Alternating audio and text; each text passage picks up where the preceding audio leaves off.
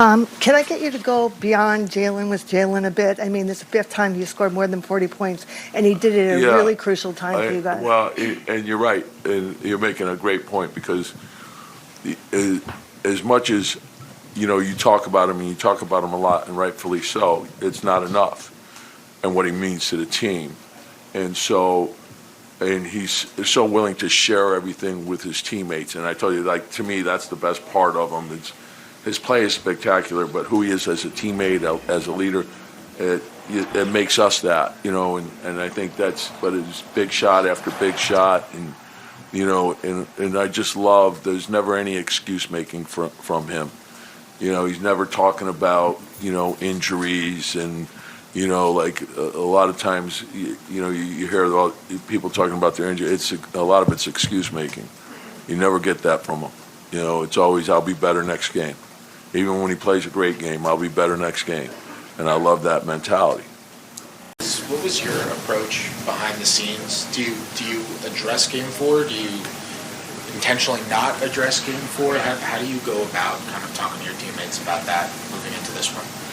Yeah, you address it and you move on.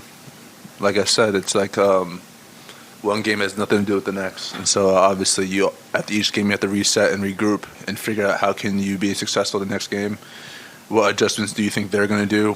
What adjustments do we have to do? And then we go from there. Carlo talks about getting those 50-50 balls and getting those rebounds, keeping them off the offensive glass. You know that's the game plan, but how hard is that to execute it against players like that where all they do is crash and die for loose balls? Yeah, no, it presents its challenges, but we're at the point of the year where you can't have any excuses. You just got to go out there and get it done, so especially second round of the playoffs, and we're playing for something bigger, so you just got to go out there and execute the job. Got annihilated on loose balls and rebounds, gave up 20 offensive rebounds and 29 more shots. So we all own it, but very embarrassing. Very embarrassing and a hard lesson. The New York Knicks, they're up 3-2 on the Indiana Pacers in the East semis. Let's just talk about this. The legend of Jalen Brunson continues in this game. And this man has been legendary, especially all the way from game one. I watched this man. He dropped 43 points from the Pacers. He dropped 43. In game 2, he dropped 29. In the two back-to-back losses that they had in Indiana, he didn't have the most good performance, especially scoring-wise and shooting from the field. But when Jalen Brunson plays in MSG, I don't know what happens. This man just absolutely changes, and he just plays so well. We just need to have more Spike Lee, Tracy Morgan courtside, because if you have those guys courtside, there's no way Jalen Brunson is going to lose a game.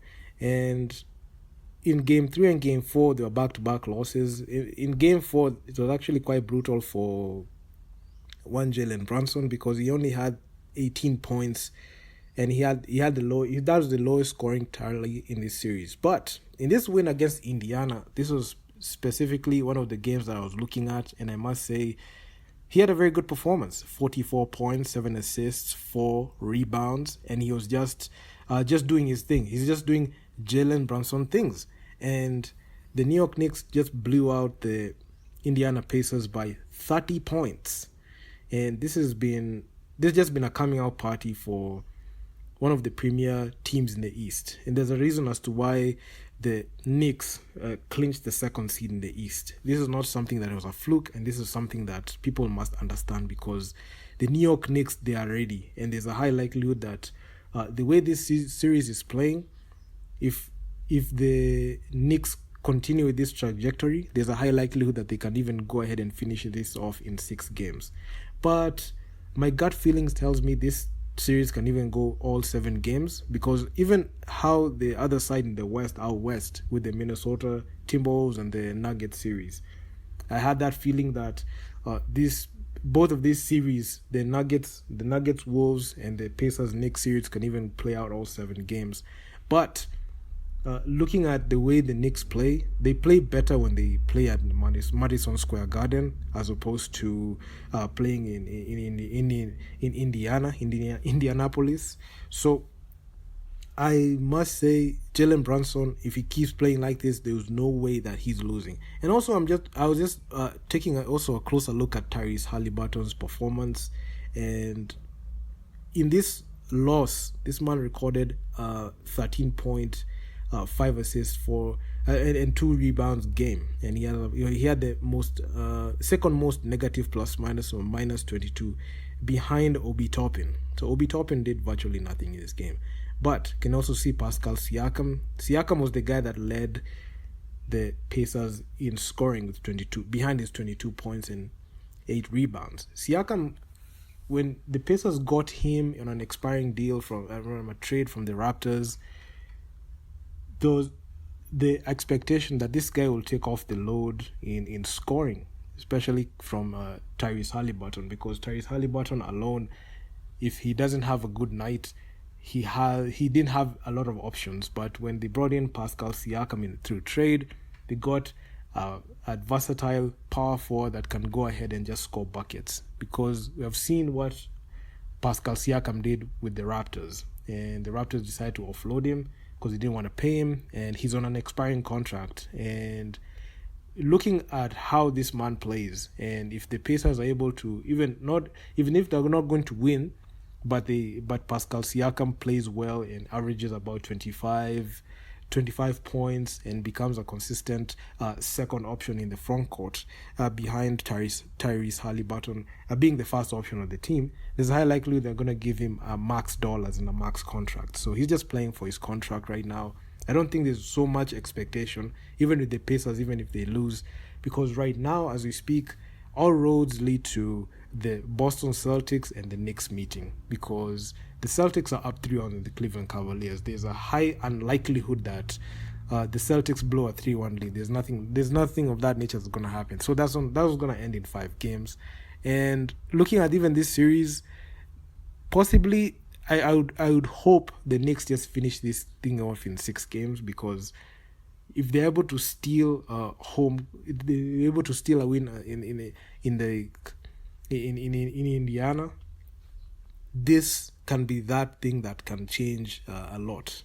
I know a lot of people do not think the Knicks have what it takes to go ahead and win it, especially a lot of people in mainstream media. They have started creating conjuring up the narrative of the Knicks, potentially making the East Finals after they beat the Sixers, and after they are right now up 3-2 on the Pacers. Because when I look at it, the whole opinions and the sentiments of NBA and the NBA fans, the NBA mainstream media, they didn't look at the Knicks highly even coming into the playoffs, because they were like, they are the second seed. The East doesn't look like the West.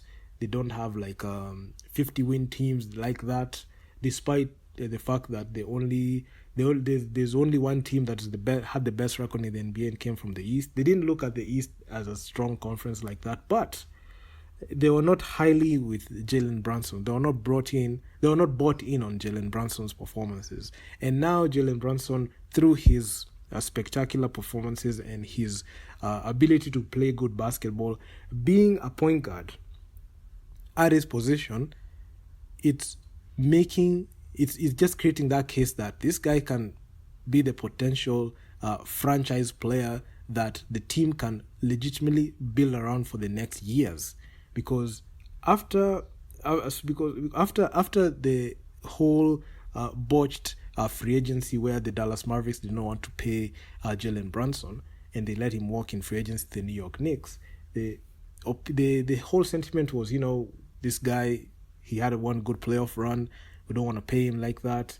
So after the Dallas Mavericks made the horrendous decision of just letting Jalen Brunson walk in free agency, the next season they didn't even make the playoffs. And you could see the Knicks, they were trying to build a contender.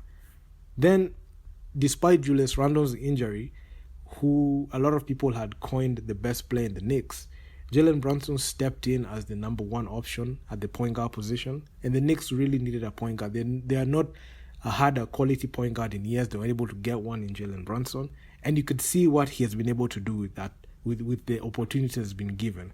And right now, it's just paying off, and finishing off the Pacers and making East Finals berth in years is something that will bring a lot of life in the Knicks in the Knicks fan base, because the New York Knicks, they have been through the years. They have had bad off seasons. They've had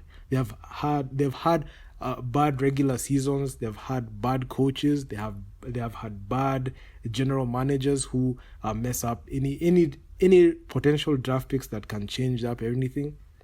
And honestly, looking at where they are right now, they're just in cloud nine right now. And you could see the whole vibe and energy from the New York Knicks fan base. They will just rally behind the New York Knicks team, and they're going to be able to go ahead and make sure that they make their East Finals. Something that Carmelo Anthony couldn't be able to do in 2013. And 2013 was the most successful New York Knicks run they had in years. And at some point, a lot of people put the 2013 New York Knicks as the team to challenge the Miami Heat, although the Pacers, led by PG, were the team that were able to eliminate the New York Knicks in the second round. So if the Knicks are able to avenge that, they can make an East Finals berth in for the first time in a long time. They've had close chances to be able to, like that 2013 run, but they were not able to do it. Even with Carmelo Anthony and the reigning Sixth Man of the Year at the time in J.R. Smith, they had the Defensive Player of the Year in Tyson Chandler, but they still couldn't be able to go ahead and push, despite even finishing number 2 in the East. So this year is going to be different for them, and there's a high likelihood that they can go ahead and beat the Pacers and avenge that. So I was picking up on that, because when I was watching that, it gave me like some nostalgia, because I've been following the NBA for quite some time now. It just looks like a playback of what I saw about 11 years ago. So I'm just excited with this series. It's one of my most underrated series. I know a lot of people are focused on the Nuggets and Wolves, because that's the one that is exciting. And also the out west, the Dallas Mavericks versus the Oklahoma City Thunder, because that's another one that still also holds a lot of weight. But people are not bought into that because they are not like that big market teams.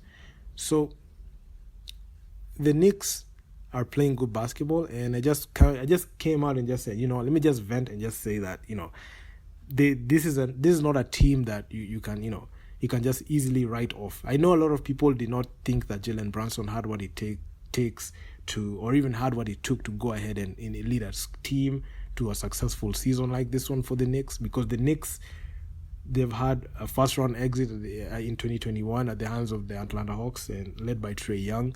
And that time you could see the whole emotion that was there. And you could see right now they're just avenging everything. They beat the Sixers in the first round. A lot of people did not even look at the Knicks beating the Sixers in the first round, even the reigning MVP Joel Embiid, last year's MVP Joel Embiid being there. But honestly, people should, start putting some respect on Jalen Brunson as well. The same thing I say, you have to put some respect on Nikola Jokic, the reigning NBA MVP. So they've just been sensational, just been good, and I'm just excited to see that. And also the Villanova boys club just reunited. You can see Dante DiVincenzo has been balling out of his mind. I actually enjoy watching this guy shoot the 3-ball. And also you can see Josh Hart has just been Iron Man. He's been playing Iron Man minutes, and honestly, it's just exciting to see. And hope you guys liked the video.